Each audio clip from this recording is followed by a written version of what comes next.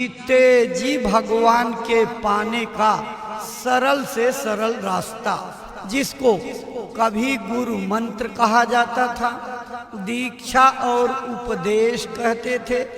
आज कलयुग में उसी का नाम बदल करके नाम दान हो गया है। क्यों हो गया है?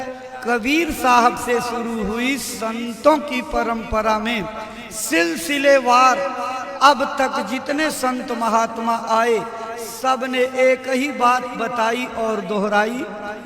पिछले युगों की कठिनतम साधना पद्धतियों और उपासना के उपायों से जीवात्मा का कल्याण नहीं होगा।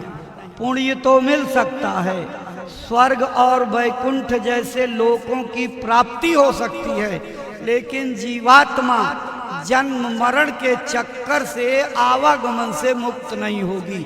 अगर जीवात्मा का कल्याण चाहते हैं तो नाम योग साधना करनी पड़ेगी। जिस किताब को हम आप श्रद्धा से प्रणाम करते हैं, 24 घंटे प्रेम से पाठ करते हैं, प्रणाम करते हैं, उसी श्री रामचरितमानस में ये बात प्रमाणित रूप से लिखी हुई है। पढ़िए फिर से। कलयुग केवल नाम आधारा, सुमिर सुमिर नर उतरहि पारा। यानी इस कलयुग में कोई भी जीव भाव सागर से पार जाना चाहे वो सिर्फ और सिर्फ नाम योग साधना से पार जा सकता है, दूसरा और कोई उपाय नहीं है। वो नाम योग साधना क्या है, उसके करने की तरकीब क्या है, आज सत्संग में महाराज जी विस्तार से समझाएंगे। जब माला लेकर के समझाने लगे तो आप समझ जाइएगा कि अब नामदान होने जा रहा है। अब भगवान के पाने का रास्ता बताने जा रहे हैं। खूब अच्छी तरह समझ लीजिएगा और अपने घर में जाइएगा तो काम को किसी को छुड़ाया नहीं जा रहा, जंगल जाने की बात नहीं की जाती। अपना काम मेहनत, ईमानदारी, सच्चाई से करिए। बाल बच्चों की सेवा, खिदमत, प्यार मोहब्बत से करने के बाद अगर 1 घंटा 2 घंटा समय निकाल करके आपने महाराज जी की बताई तरकीब से भजन कर लिया तो भाई बहनों आपकी भाग्य जाग जाएगी। किस्मत और तकदीर की लिखी हुई रेखाएं बदल जाएंगी। यहीं बैठे बैठे इसी शरीर में राम भगवान के दर्शन, कृष्ण भगवान के दर्शन, शंकर बजरंग बली के दर्शन होने लगेंगे, देवी दुर्गा सरस्वती लक्ष्मी पार्वती के दर्शन होने लगेंगे। ये मानव शरीर जिस काम के लिए मिला था उसकी पूर्ति हो जाएगी। इतनी बड़ी विद्या का खजाना आज महाराज जी सत्संग में बताएंगे। परम पूज्य बाबा जय गुरुदेव जी महाराज ने 116 वर्षों की उम्र तक अथक परिश्रम करके करोड़ों करोड़ लोगों का हृदय परिवर्तन किया। जिन हाथों में कभी तीर तलवार तमंचे बंदूकें गोले बारूद लाठी डंडे हुआ करते थे, बाबा जय गुरुदेव ने अपने सदुपदेशों से उनको बदल डाला। शाकाहारी नशा मुक्त बना करके भजना नंदी बना दिया। आज के इस भौतिकवादी जमाने में, मटीरियलिटी के इस युग में कोई छोटा मोटा नहीं, असाधारण काम है, एक्स्ट्रा ऑर्डिनरी टास्क जिसको बाबा जय गुरुदेव जी महाराज ने कर दिखाया। उनकी शिक्षाओं और उपदेशों से संबंधित गुरु महाराज की महिमा सुनाते हुए, उनके ज्ञान की गंगा को बहाते हुए पूज्य महाराज जी 122 दिनों की यात्रा पर जौनपुर जिले में हैं। आज इस यात्रा का 45वां दिन है। तो प्रस्तुत है आपके सामने गुरु महाराज की शिक्षाओं और उपदेशों को इशारा करती है चेतावनी। आप इस छोटी सी प्रार्थना को सुनिए, दोहराइए, चिंतन मनन करिए। इसी चेतावनी के बाद पूज्य महाराज जी का आगमन सत्संग मंच पर हो जाएगा। तो सुनिए आप चेतावनी। जय गुरुदेव, जय गुरुदेव, जय गुरुदेव। महिमा सुनाने चले हैं। जय गुरुदेव महिमा सुनाने चले हैं। गुरु ज्ञान गंगा बहाने चले हैं। गुरु ज्ञान गंगा बहाने चले हैं। मथुरा नगर के जय गुरुदेव बाबा, मथुरा नगर के जय गुरुदेव बाबा।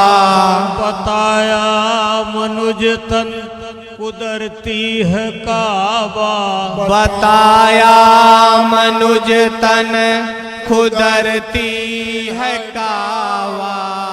गुरु जी के वारिस जगाने चले हैं। गुरु जी के वारिस जगाने चले हैं। जय गुरुदेव महिमा सुनाने चले हैं। जय गुरुदेव महिमा सुनाने चले हैं। मना कर रहे मांस मदिरा को त्यागो, मना कर रहे मांस मदिरा को त्यागो। जले जल जले की तरफ अब न भागो, जले जल जले की तरफ अब न भागो।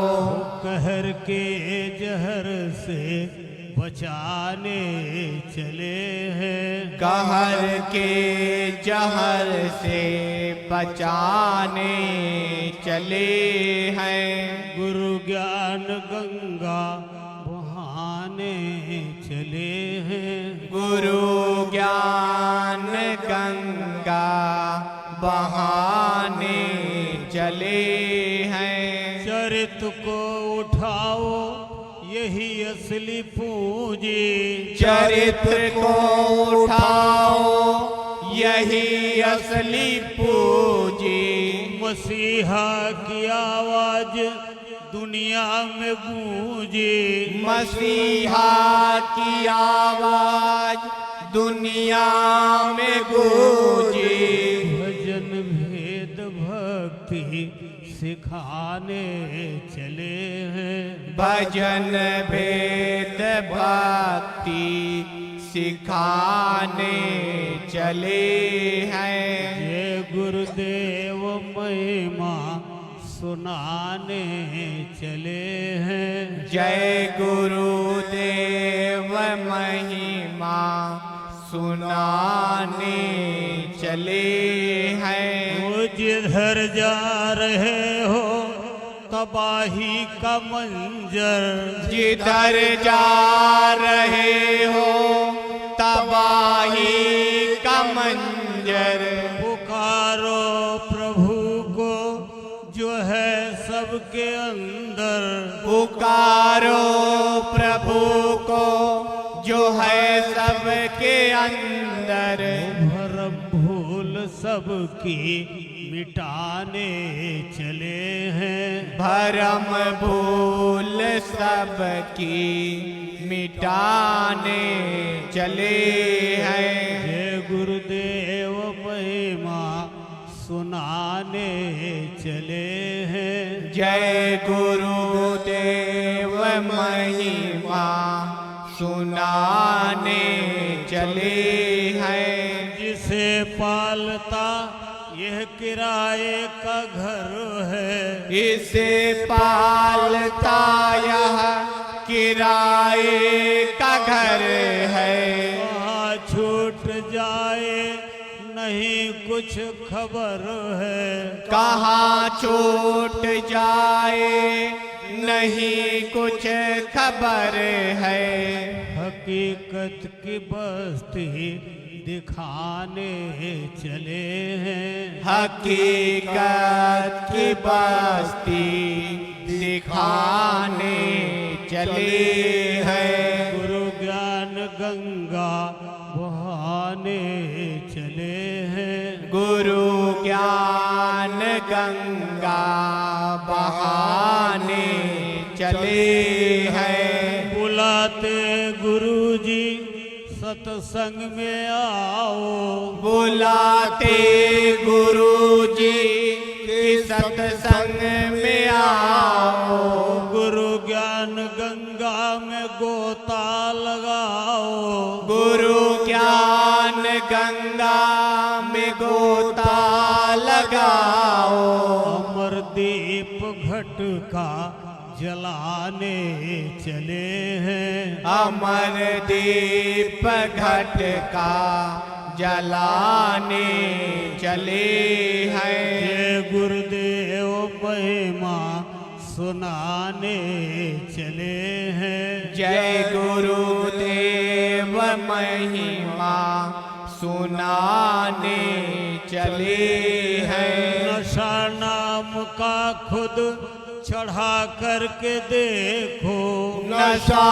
नाम का खुद चढ़ा करके देखो, तवज्जो इधर की भुला करके देखो, तवज्जो इधर की बुला करके देखो, हवा प्रेम वाली बहाने चले हैं, हवा प्रेम वाली बहाने चले हैं, हवा प्रेम वाली चलाने चले हैं, हवा प्रेम वाली चलाने चले हैं, जय गुरुदेव महिमा सुनाने चले हैं, जय गुरुदेव महिमा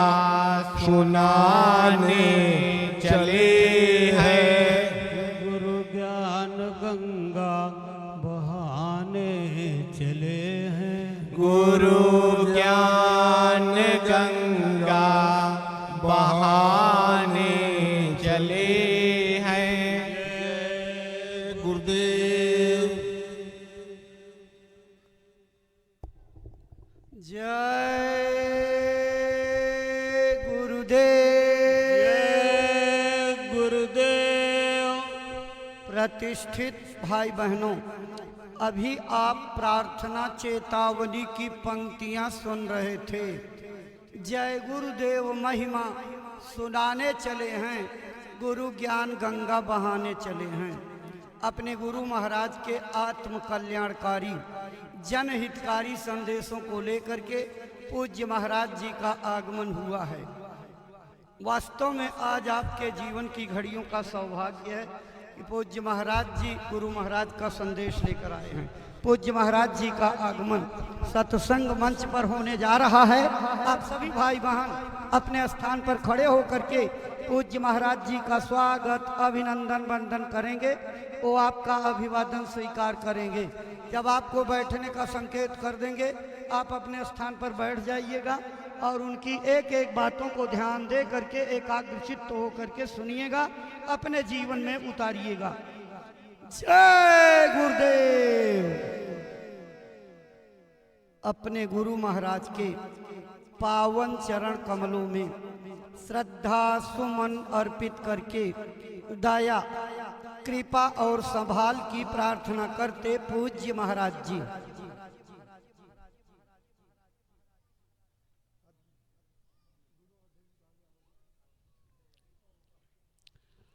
जय गुरुदेव। जय गुरुदेव। अब आपको बैठने का संकेत हो गया, अपने स्थान पर आप बैठ जाइए। आप सबकी श्रद्धा भावनाओं को इकट्ठा करके यहाँ के सहयोगी संगत के जिम्मेदार पूज्य महाराज जी को माल्यार्पण करके स्वागत अभिनंदन वंदन करते हुए जय गुरुदेव। जय गुरुदेव।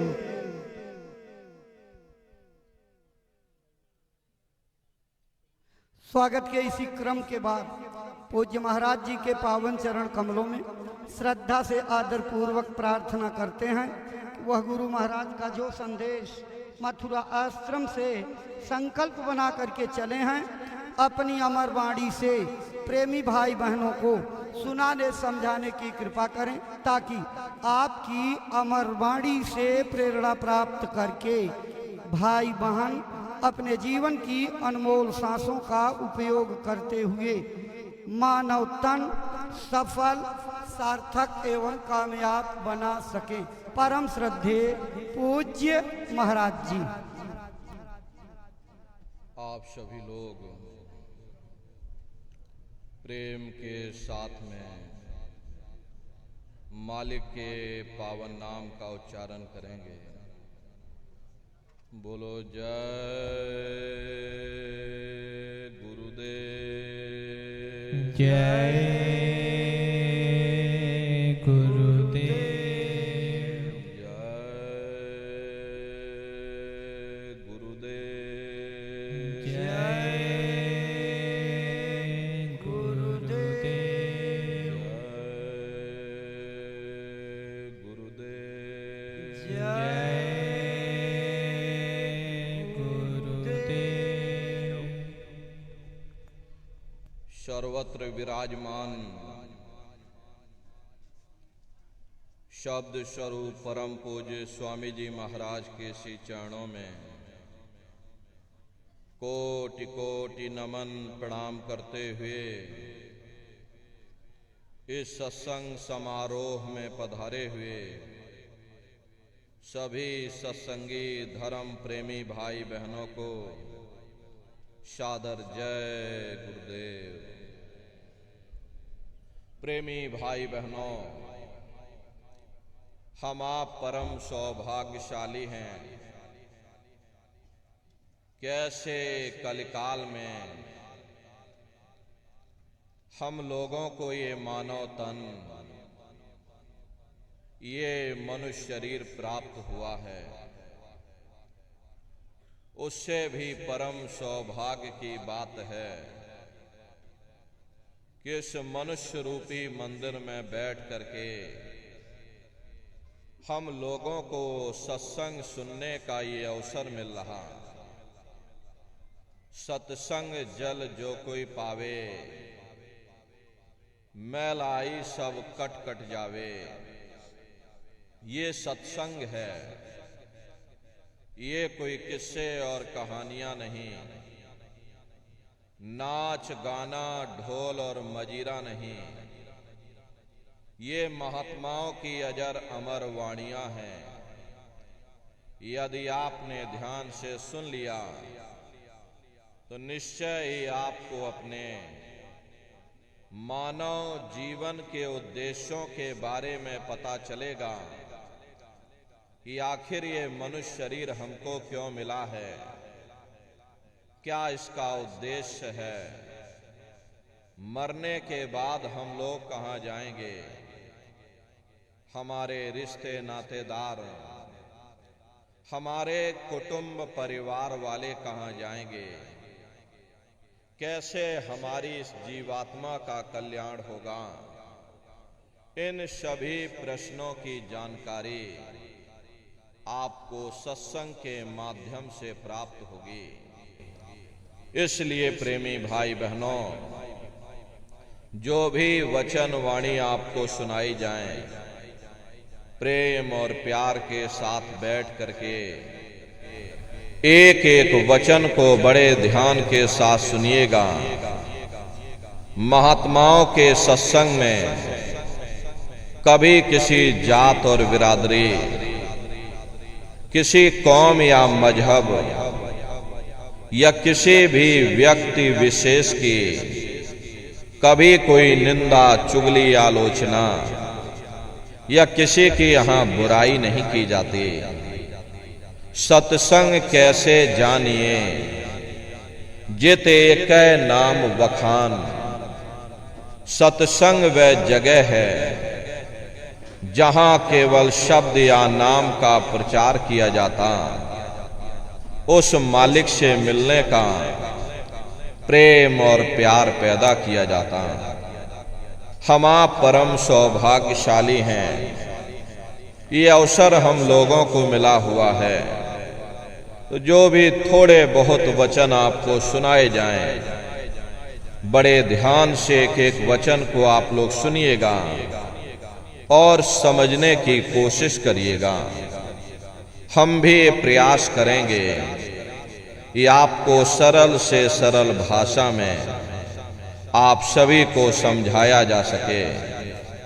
प्रेमी भाई बहनों, यह मनुष्य शरीर हम लोगों को बड़े सौभाग्य से प्राप्त हुआ है।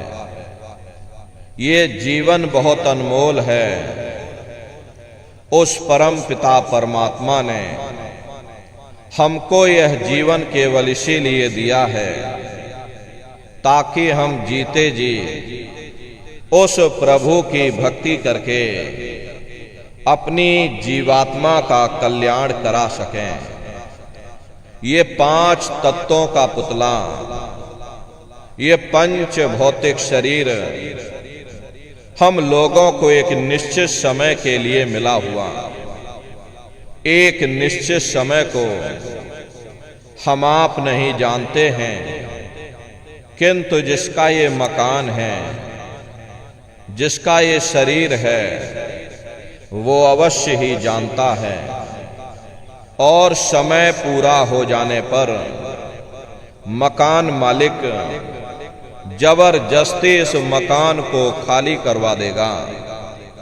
उस समय न जमीन जायदाद काम आएगी, ना ये धन और संपत्ति काम आएगी। जीवात्मा को निकाल करके इस शरीर से बाहर कर दिया जाएगा। ये शरीर हमारा आपका यहीं जमीन पर धड़ाम से गिर पड़ेगा, क्योंकि जीवात्मा के निकल जाने के बाद में ये शरीर सिर्फ एक माटी का पुतला है, उससे ज्यादा कुछ भी नहीं। आप इस मिट्टी के पुतले को ले जाकर शमशान भूमि पर जला करके राख कर दोगे। हमारा आपका नाम, हमारी आपकी जात और बिरादरी उसी शमशान भूमि पर जल करके राख हो जाएगी। प्रेमी भाई बहनों, इस दुनिया में हित मित भाई बंधु, रिश्ते नातेदार, कुटुंब परिवार वाले, इनमें से कोई भी चीज तुम्हारी जीवात्मा को इस अधोगति से बचा नहीं सकती। हम कौन हैं, हम कहां से आए हैं, हमें जाना कहां है, ये मानव मात्र के लिए एक कठिन प्रश्न बना हुआ है। इस प्रश्न का हल तब तक नहीं होगा जब तक इस धराधाम पर कोई संत महात्मा फकीर न मिल जाएं। इसीलिए वह मालिक अति दया और कृपा करके संतों महात्माओं को धरती पर भेजते हैं, और संत महात्मा फकीर यहां पर आकर के हम जीवों को समझाने की कोशिश करते कि भाई हम आए वही देश से जहां तुम्हारो धाम, तुम सबको घर पहुंचावना एक हमारो काम। हम उसी देश से आए हैं जिस देश के तुम रहने वाले हो, परंतु तुम अपने सच्चे देश को छोड़ करके इस झूठे काल और माया के देश में फंस गए। यह देश तुम्हारा देश नहीं, तुम्हारा देश सचखंड है। ये कौम तुम्हारी कौम नहीं, तुम्हारी कौम सतनाम है, और ये जीवात्मा उस सतनाम रूपी समुद्र की बूंद है। इस बूंद को समुद्र से मिलाओ, यानी जीवात्मा को उस परमात्मा से मिलाओ। वो परमात्मा है, वो आपको मिलेगा, जीते जी मिलेगा, इसी मनुष्य शरीर में मिलेगा। इसी मनुष्य शरीर के अंदर जा करके परमात्मा से मिलने का वह एकमात्र दरवाजा है। उस दरवाजे का भेद केवल संतों महात्माओं को ही प्राप्त है। ये दुनिया के लोग, दुनिया की आवाम जनमानस दुनिया के ज्ञान को पढ़ करके अहंकार में डूबे रहते हैं कि हमसे बड़ा कोई ज्ञानी यहां नहीं है। लेकिन उनको ये नहीं मालूम, जहां ये दुनिया का ज्ञान समाप्त होता है, उसी के सिर की चोटी से ये आध्यात्मवाद, आत्मा और परमात्मा का ये गूढ़ ज्ञान, रहस्य विज्ञान प्रारंभ होता। उस विज्ञान को पाने के लिए सबसे पहले यह जरूरी है कि पहले आप लोग मानवतावादी बनो, मानव धर्म और मानव कर्म को अपनाओ। अरे मानव धर्म क्या है? इंसान इंसान के काम आवे, एक दूसरे की निस्वार्थ भाव से सेवा करे, सत्य, दया, अहिंसा, परोपकार आदि गुणों को अपने जीवन में उतार करके और किसी संत महात्मा की खोज करके उनके बताए हुए रास्तों पर चल करके उस मालिक की भक्ति करके अपनी जीवात्मा का कल्याण करा ले, यही इंसान का सबसे बड़ा मानव धर्म है। लेकिन आज इस कलिकाल में ये दुनिया की आवाम जनमानस इंद्रियों के भोग और वासनाओं में, शराबों और कबाबों में, मांस और मदिरा में सुख ढूंढने की कोशिश कर रही। ये चरित्र पतन जैसे कार्यों को अपना करके ये आवाम जनमानस कैसे सुखी हो सकती? पहले अपने चरित्र जैसे धन को इकट्ठा करो, क्योंकि चरित्र ही सब कुछ है। चरित्र ही मानव धर्म की पूंजी है। ये दुनिया भर के रगड़े झगड़े, पिता पुत्र में लड़ाई, आदमी औरत में लड़ाई, घर परिवार में लड़ाई, समाज में लड़ाई, जातियों में लड़ाई, मुल्क में लड़ाई। हरे नर नारियों, ये इंसानों का काम नहीं है, ये हैवानों का काम है। इसलिए पहले आप इंसान बनो, चरित्रवान बनो, महात्माओं के नजदीक आओ। वे जो दया का प्रसाद दें, उसे खुशी खुशी लेकर के अपने निज घर को जाओ, जहां न फिर जन्मना है और ना ही फिर मरना है। इसीलिए हमारे गुरु महाराज परम संत बाबा जय गुरुदेव जी महाराज ने आवाम जनमानस के बीच में ये आवाज लगाई है, क्या इंसानों, तुम अपने मानव धर्म के रास्ते पर वापस आ जाओ और इस मानव मंदिर में बैठ करके भगवान का सच्चा भजन करो, जिससे तुम्हारी ये जीवात्मा नरकों में जाने से बच जाए। अरे हम माने ना माने, लेकिन संत महात्मा त्रिकालदर्शी होते हैं, वे सब कुछ जानते हैं। अगर हम उनके वचनों को मान जाएंगे तो हम लोग बच जाएंगे, नहीं तो खाई और खंदक में जा करके गिर जाएंगे। इसीलिए अभी वक्त है उस मालिक से सच्ची प्रार्थना करने का, भगवान के सामने अपने गुनाहों की माफी मांगने का, धर्म मजहब के नाम पर लड़ने झगड़ने का नहीं, जात बिरादरी के नाम पर लड़ने झगड़ने का नहीं। हमने बहुत लड़ लिया, बड़े बड़े झगड़े और फसादें की, बड़ी बड़ी नुक्ताचीनी की, सिवाय नफरत के हमको क्या मिला? नफरत की ऐसी ज्वाला जली जिसमें घर जल गया, परिवार जल गया, समाज जल गई, जातियां जल गईं, अब सारा देश जल उठा। इसीलिए सारी मानवता बहुत थक गई। हर कोई ऐसी छांव चाहता है जहां उसे ठंडक मिले, शांति और सुकून मिले। ये सब वहीं मिल सकते हैं जहां शांति के संदेश होते हैं, सुकून के संदेश होते हैं, मानव धर्म और मानव कर्म के संदेश होते हैं। और ये संदेश केवल संत महात्मा फकीर देते हैं, जो समदर्शी होते हैं, जो समस्त जीवों के अंदर उस प्रभु के अंश को देखते हैं। ऐसे समदर्शी उन महात्माओं की खोज करो। ये मत देखना कि महात्मा जी किस जाति के हैं या महात्मा जी किस बिरादरी के हैं। अरे जातियां कर्म के अनुसार बनाई गई, जन्म के अनुसार नहीं। मनुष्य की एक ही जाति है, वो है मानव जाति। और इसी मानव जामे में बैठ करके हमें उस मालिक की भक्ति करनी है। प्रेमी भाई बहनों, सुपच जाति के भंगी थे।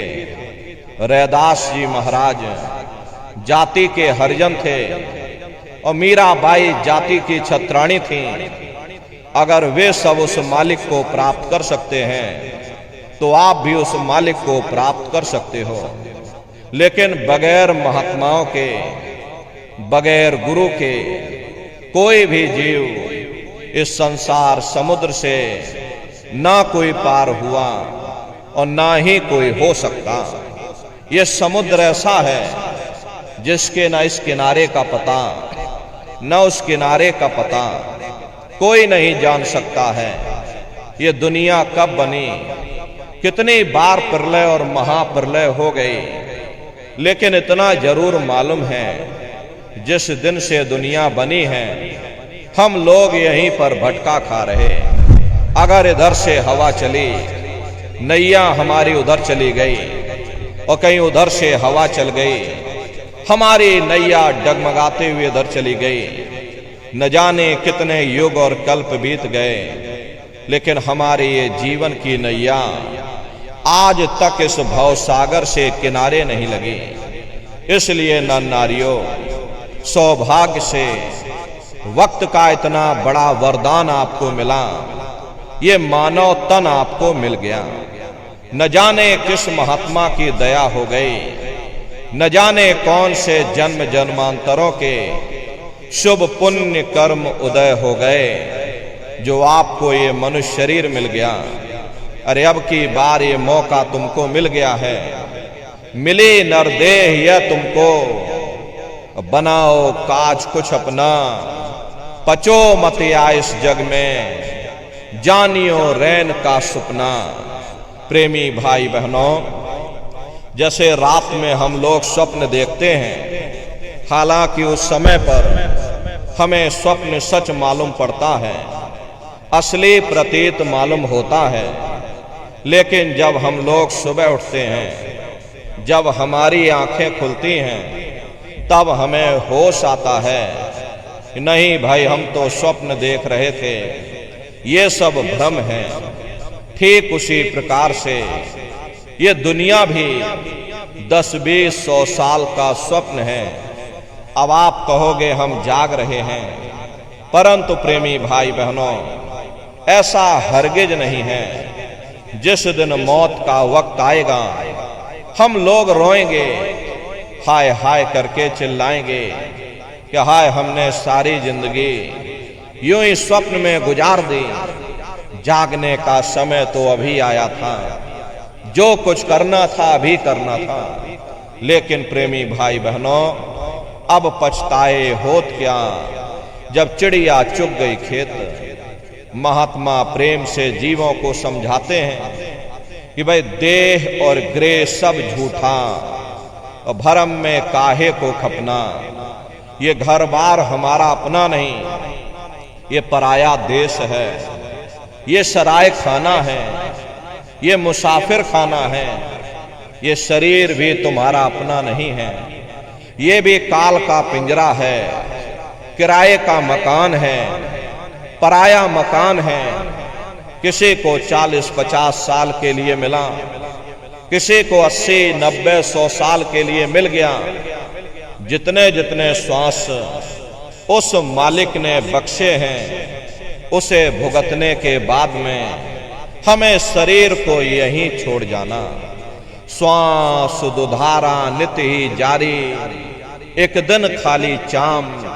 प्रेमी भाई बहनों, एक तालाब पानी से चाहे कितना भी क्यों ना भरा हो, आप एक छोटी सी नाली काटकर खोल दीजिए, तालाब में छोटा सा छेद कर दीजिए, तो सारा पानी ही तालाब से बाहर निकल जाएगा। ठीक उसी प्रकार से तुम्हारा ये शरीर भी श्वासों का भंडार है, और जब तक श्वासों का भंडार जारी है, हम दुनिया के काम काज में फंसे हुए, दुनिया के कारोबार में हम आप उलझे हुए, लेकिन जिस वक्त ये श्वासों का भंडार खाली होगा, अरे टेलीफोन खड़क जाएंगे, तार पहुंच जाएंगे, संदेश पहुंच जाएंगे, सब रिश्ते नातेदार, सब कुटुंब परिवार वाले, सब अड़ोस पड़ोस वाले मिनटों सेकंडों में इकट्ठा हो जाएंगे। प्रेमी भाई बहनों, जिस शरीर से तुम इतना प्रेम किया करते थे, साबुन से मल मल करके नहाते थे, उसे कोई एक रात भी घर में रखने को तैयार नहीं होता। ये कंधों पर लटका करके शमशान भूमि पर छोड़ करके आ जाते। हिंदू लोग तिनका तोड़ाते, जैसे तिनका टूट गया, तेरा मेरा रिश्ता नाता टूट गया। मुसलमान ईसाई लोग खाक की मिट्टी कब्र में डाल देते, जो मेरे लिए खाक की मिट्टी है वह मेरे लिए तू है। अरे मामूली कष्ट नहीं होता, मौत के समय में घन घोर पीड़ा होती है।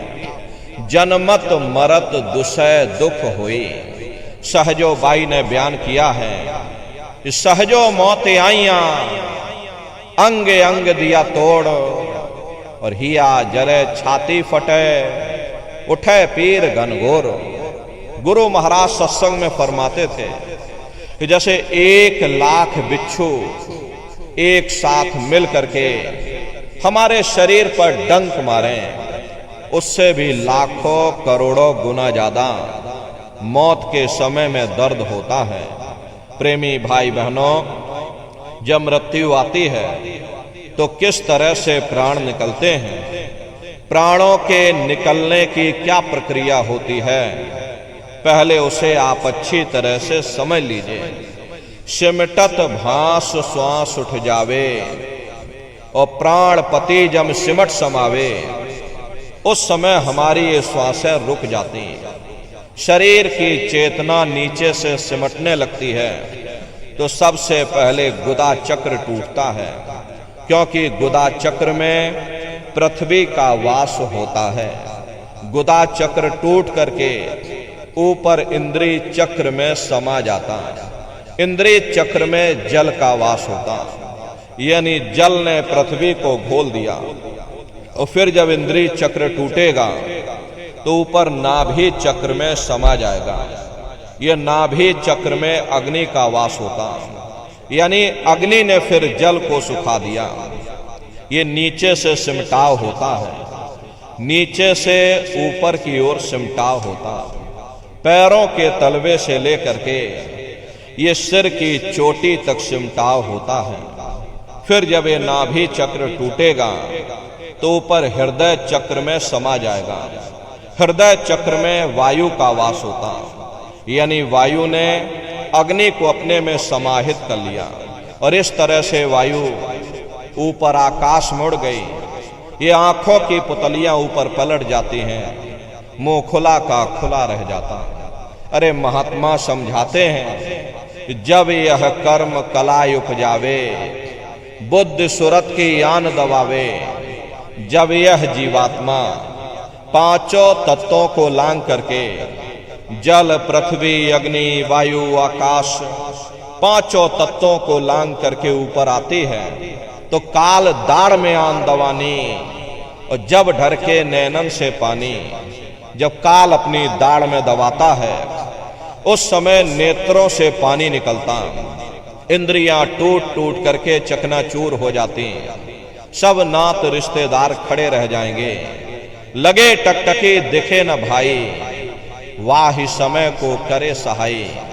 उस समय मरने वाला टकटकी लगाकर देखता है कि कोई मेरी मदद कर दे, कोई मेरी सहायता कर दे, अरे कोई मुझे बचा ले।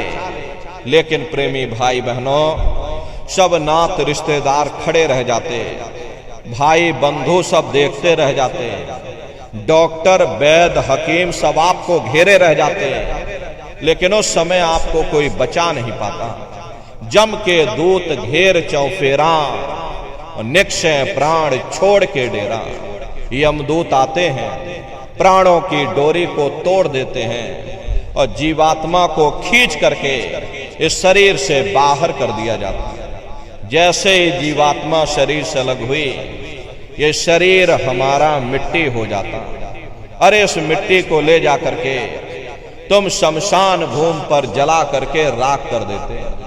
हाड़ जले जैसे लाकड़ी और केस जले जैसे घास और कंचन जैसी ये काया ढह गई और कोई ना आवे पास। ये कहानी हमारी आपके समाप्त हो गई।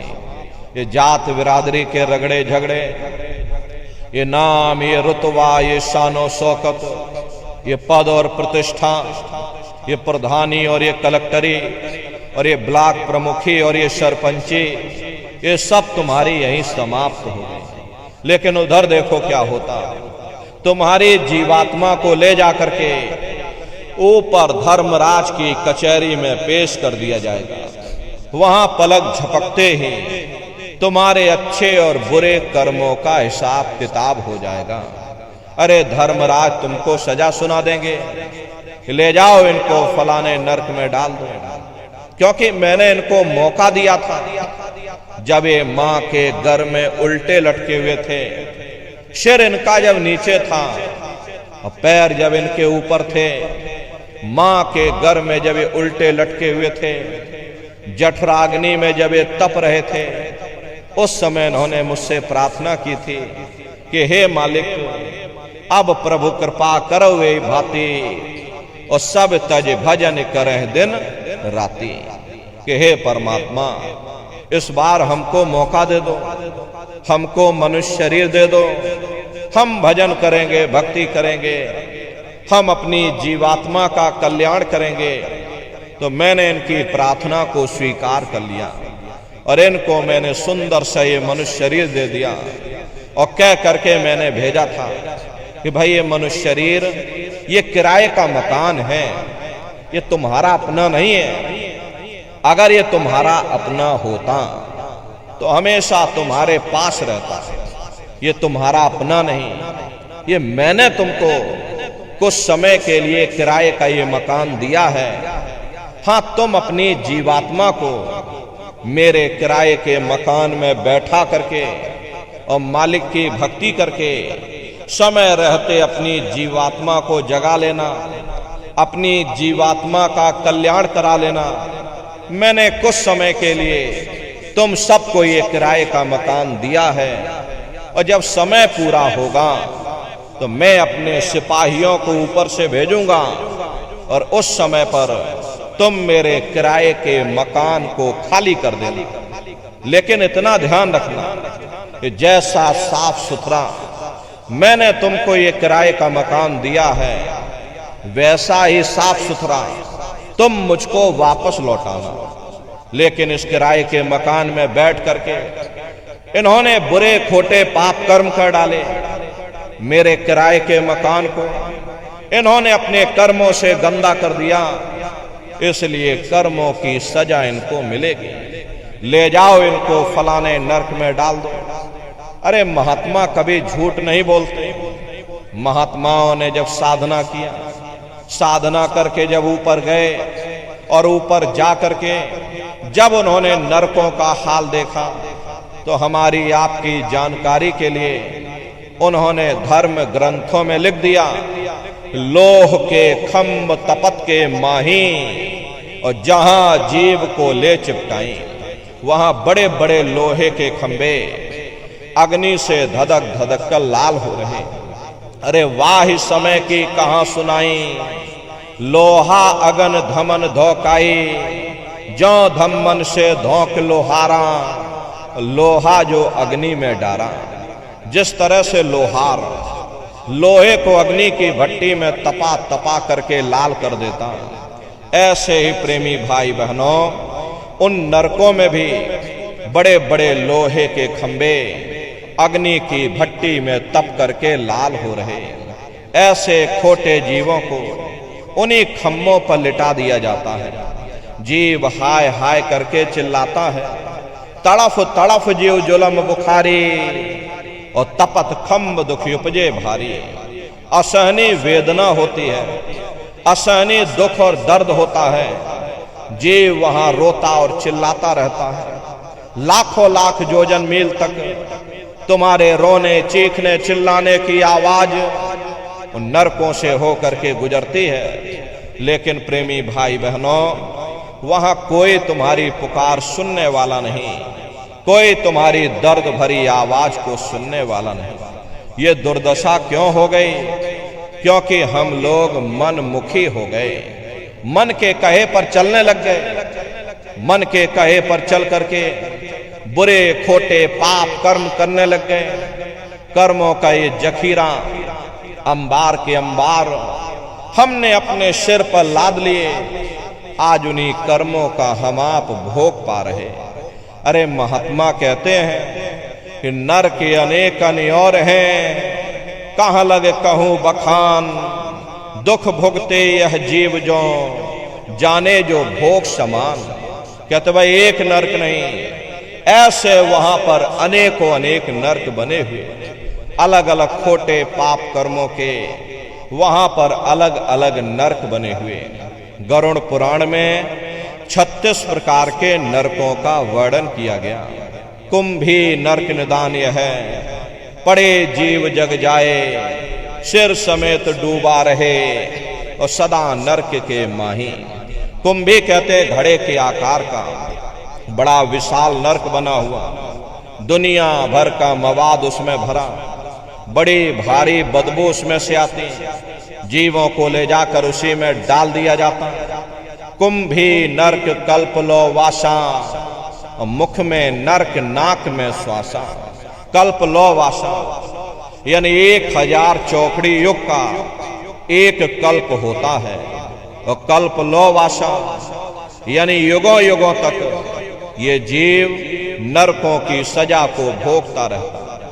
और नरकों की सजा भोगने के बाद में इन्हीं जीवों को सीधे मनुष्य शरीर नहीं दिया जाता, बल्कि ले जाकर के 4 खान 84 लाख योनियों में डाल दिया जाता है। जैसे बच्चा होता है, अब बच्चा पहले कक्षा 1 पास करेगा, फिर कक्षा 2 में जाएगा।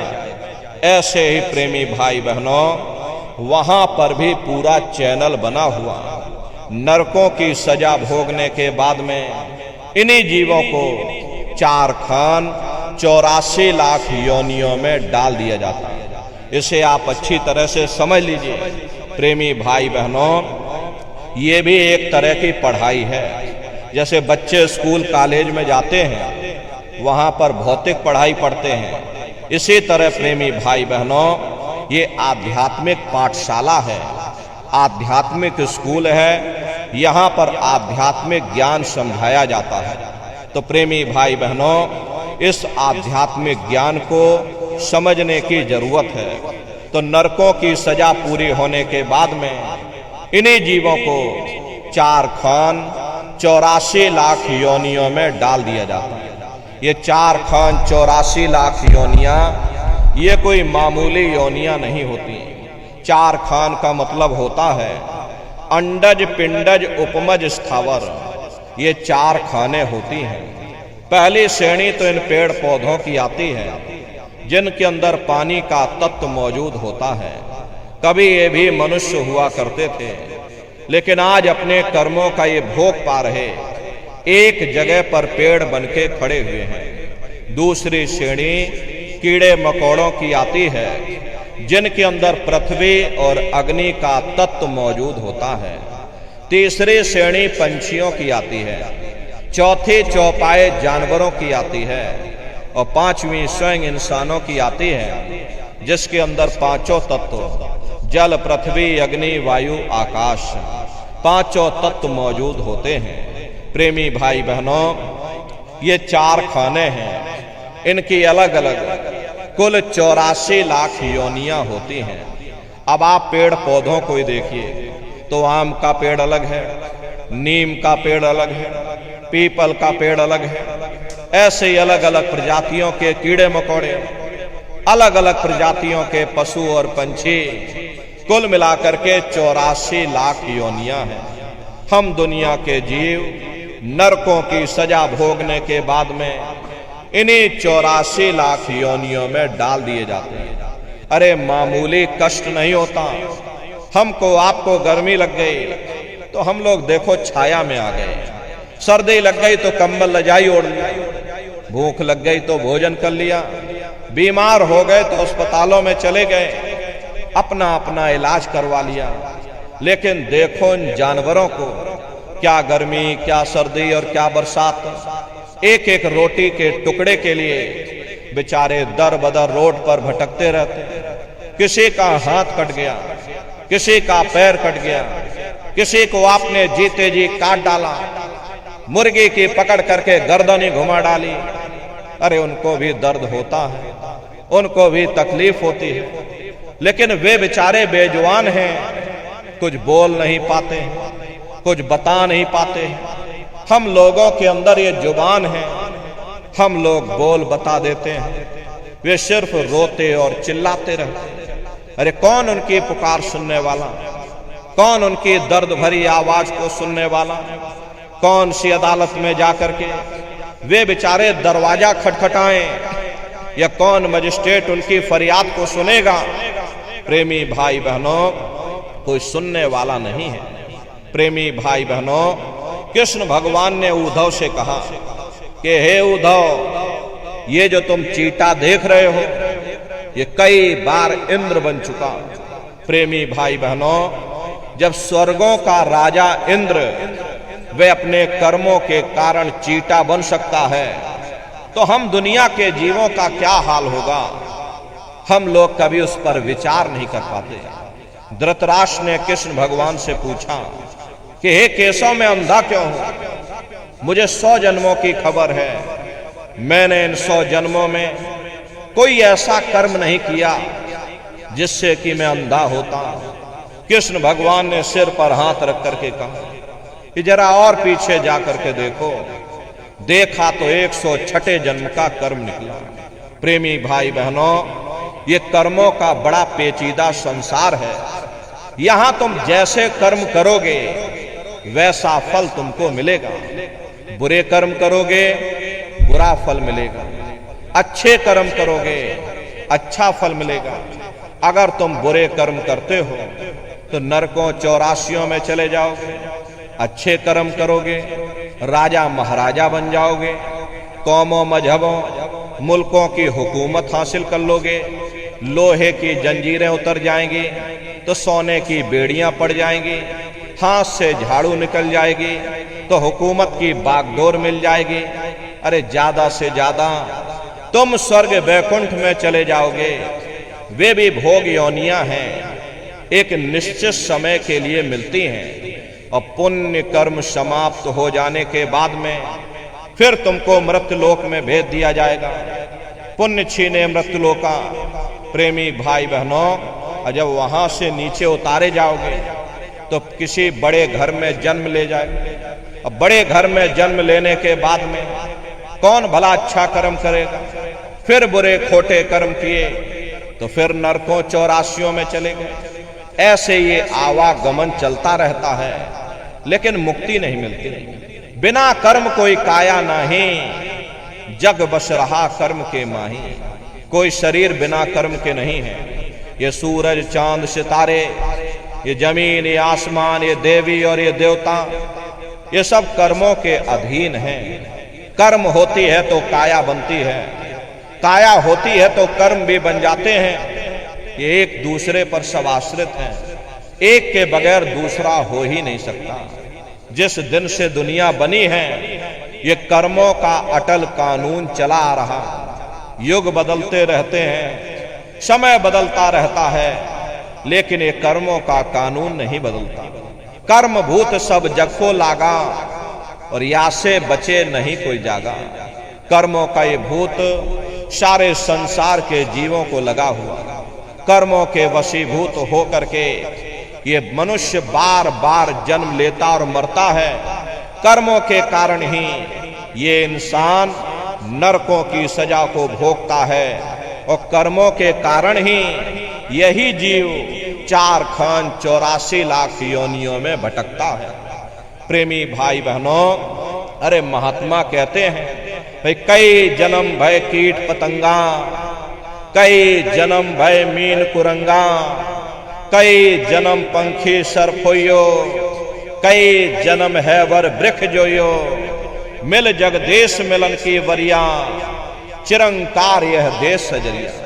करोड़ों करोड़ युगों से हम आप नरकों की सजा भोगने के बाद में फिर कभी कीड़े पतंगों की योनि में डाल दिए जाते, कभी पेड़ पौधों की योनि में डाल दिए जाते, तो कभी हम लोगों को पशु और पंछियों की योनि में डाल दिया जाता है। प्रेमी भाई बहनों, 84 लाख योनियों की सबसे जो आखिरी योनि होती है वो गाय और बैल की योनि होती है। गाय स्त्री का रूप लेती है और बैल पुरुष का रूप लेते हैं। ये 84 लाख योनियों की सबसे आखिरी योनि यानी कि अंतिम पायदान होता है। उसके बाद तब जाकर के हम लोगों को दोबारा फिर से मनुष्य शरीर प्राप्त होता।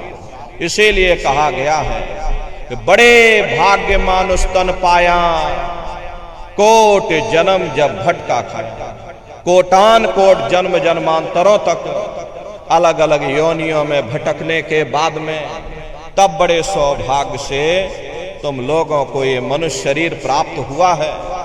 लेकिन बड़े अफसोस की बात है, जैसे किसी को हीरा मिल गया, उसे हीरे की परख नहीं, उसने हीरे को ले जाकर गधे के गले में बांध दिया। ठीक उसी प्रकार से ये मनुष्य शरीर उत्तम से उत्तम है, लेकिन इंसान इसकी कद्र नहीं करता। खाने पीने ऐशो इशरत में, मोह ममता में अपने कीमती समय को और श्वासों की पूंजी को बर्बाद कर देता। रात गवायो सोए के और दिवस गवायो खाए, और हीरा जन्म अमोल था और कौड़ी बदले जाए। भगवान राम ने कहा कि बड़े भाग्य मानुष तन पाया, सुर दुर्लभ सद ग्रंथ ही गाया। सुर कहते हैं देवताओं को। बड़े से बड़े देवी और देवता भी इस मनुष्य शरीर को पाने के लिए तरसते हैं, क्योंकि देवी देवताओं को भी मोक्ष प्राप्त नहीं होता। देवी देवता अपने कर्मों का भोग, पुण्य कर्मों का भोग स्वर्ग वैकुंठ में भोगते हैं। उनको फिर मृतलोक में आना पड़ेगा। इसीलिए देवी देवता चाहते हैं कि हमको भी मनुष्य शरीर मिल जाए, हम भी मनुष्य रूपी मंदिर में बैठ करके उस परमात्मा की भक्ति करके सदा सर्वदा के लिए इस भवसागर से पार हो जावे। इसीलिए संतों महात्माओं ने इस पंच भौतिक शरीर को साधन का धाम कहा। ये साधन धाम मोक्ष कर द्वारा, ये साधना का धाम है। हरि मंदिर यह शरीर है और ज्ञान रतन प्रकट हुए, ये असली हरि मंदिर है। जब भी वो परमात्मा मिलेगा, इसे हरि मंदिर के अंदर मिलेगा। इसे पंच भौतिक शरीर को ईसा मसीह साहब ने टेम्पल ऑफ लिविंग गॉड यानी जिंदा ईश्वर का मंदिर कहा। इसी पंच भौतिक शरीर को गुरु नानक साहब ने नर नारायणी देह कहकर याद किया। ये वो देह है जिसमें नारायण स्वयं विराजमान है। अरे वो नारायण जब भी मिलेंगे तुम्हें तुम्हारे अंदर मिलेंगे। यही कबीर साहब ने कहा है कि जो तिल माही तेल है और जो चकमक में आग, और तेरा साईं तुझ में और जाग सके तो जाग। जैसे तिल में तेल होता है, पत्थर में अग्नि होती है, ठीक उसी तरह से वो मालिक हर एक के घट घट में, हर एक के वजूद के अंदर बैठा हुआ। प्रेमी भाई बहनों, आप अपनी बुद्धि से विचार करिए कि जब उस परमात्मा ने हर इंसान को एक जैसा बनाया, आँख कान नाक मुंह हाथ पांव एक जैसे दिए, तो हम आप ये कैसे सोच सकते हैं कि उसने हिंदुओं के लिए अपने मिलने का कोई और रास्ता बनाया होगा।